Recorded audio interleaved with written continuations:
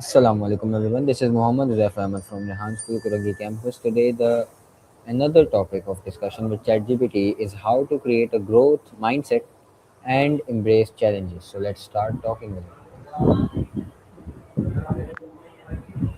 Hey ChatGPT, today the topic of discussion with you is how to create growth mindset and embrace challenges. That's a really powerful topic. I think a growth mindset at its core is about believing that you can develop your abilities through effort and learning. So we can unpack that by looking at how to reframe challenges, how to embrace failures as learning opportunities, and how to cultivate curiosity. Is there a particular area you're thinking about applying this to, like school, work, or personal growth? Let's talk about it later, but first tell me what exactly is a growth mindset and how is it different from just being optimistic?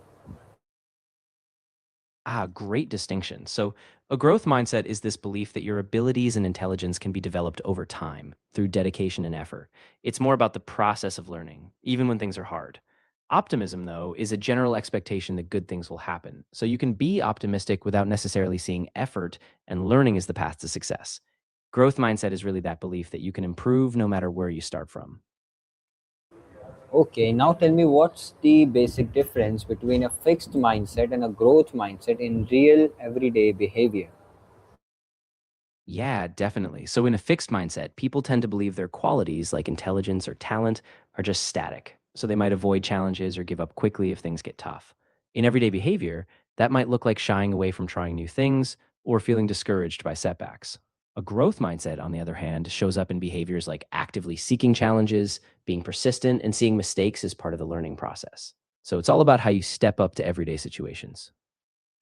Okay, where does Carol Dweck's research on mindset actually come from and how solid is the science behind it?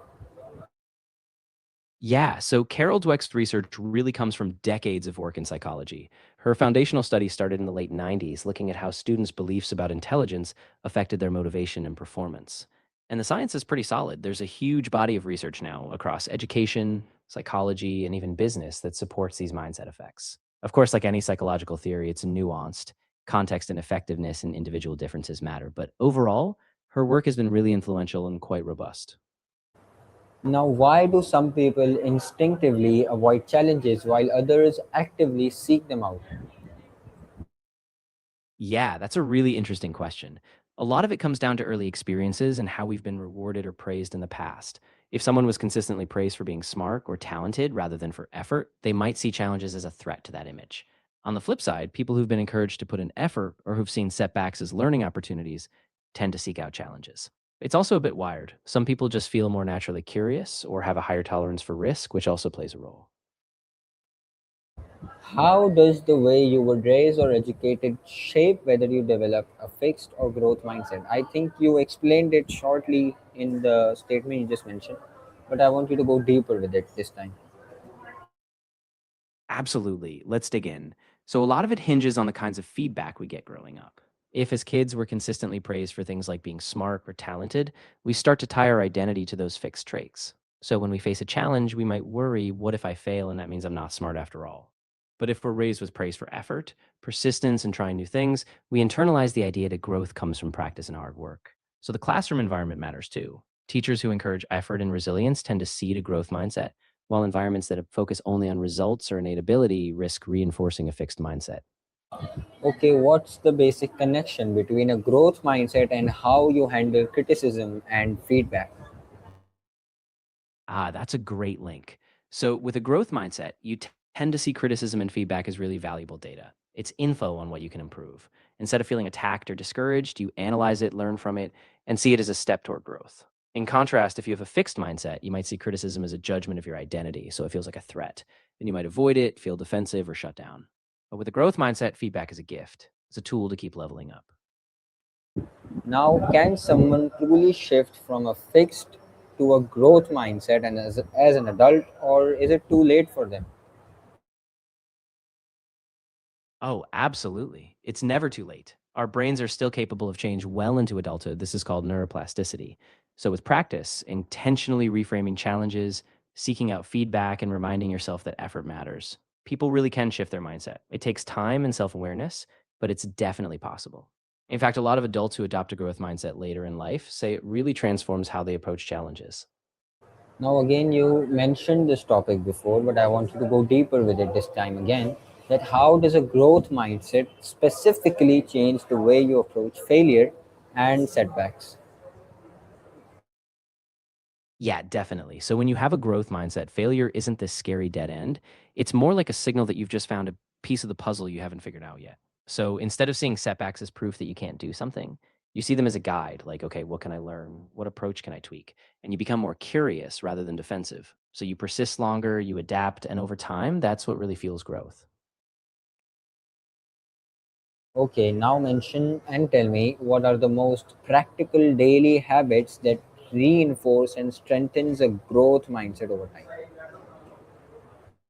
Yeah, great. So, some practical daily habits would be things like setting small, achievable challenges for yourself just outside your comfort zone, reflecting on what you learned at the end of each day, and writing down progress, even small wins. You can also practice reframing negative thoughts. When you hit a setback, pause and ask yourself, what's one thing I can improve from this? And another habit is seeking out feedback regularly. So, you're inviting that learning.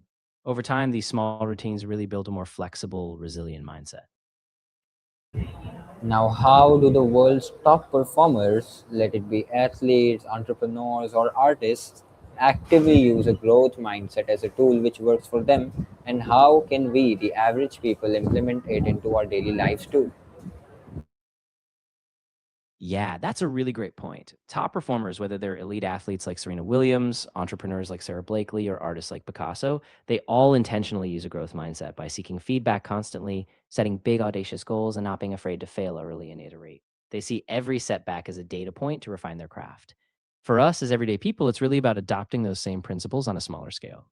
So we set learning goals, not just performance goals. We ask for constructive criticism, even when it stings, and we keep a habit of daily reflection.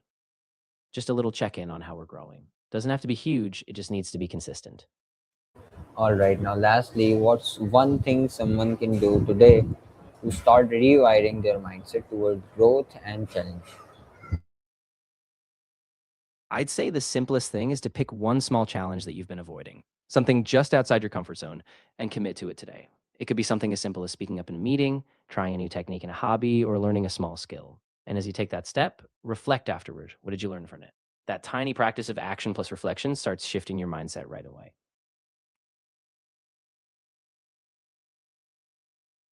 All right, everyone, this was the end of my discussion with ChatGPT for today. I hope you liked it.